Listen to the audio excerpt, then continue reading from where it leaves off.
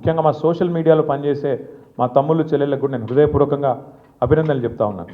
Social మీడియాలో మీరు చేస్తున్న పని మీకు ఎవరికి నేనేమి పార్టీ తరపున జీతం ఇవ్వడం లేదు, మీకు ఎవరికి నేను ఇచ్చేదేమీ లేదు.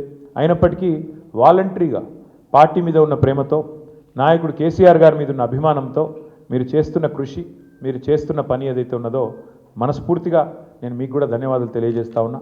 అట్లాగే మా పార్టీ కార్యకర్తలకు, మరి మా గులాబీ కుటుంబ సభ్యులందరికీ నేను చేసే ప్రార్థన, దీంతో మనం నిరాశపడవలసిన అవసరం లేదు, బాధపడవలసిన అవసరం లేదు. తప్పకుండా ముందుకు పోదాం. అట్లా అనుకుంటే ఇవాళ జాతీయ స్థాయిలో కూడా మీరు చూసినట్టయితే మరి కాంగ్రెస్ పార్టీ బీహార్లో తన ఉనికిని కోల్పోయే పరిస్థితి ఉన్నది. కాబట్టి ఇవన్నీ సహజం, గెలుపులు ఓటములు సహజం. దీన్ని ఏదో పెద్ద సెట్ బ్యాక్ లాగా చూసుకోవాల్సిన అవసరం లేదు. తప్పకుండా మరింత బలంగా వద్దాం, ముందుకొద్దాం. ఒక రబ్బర్ బంతిని గోడకేసి కొడితే ఎట్లయితే తిరిగి బలంగా వెనకకు వస్తుందో అట్లా మనం కూడా తప్పకుండా తిరిగి వెనక్కి వద్దాం.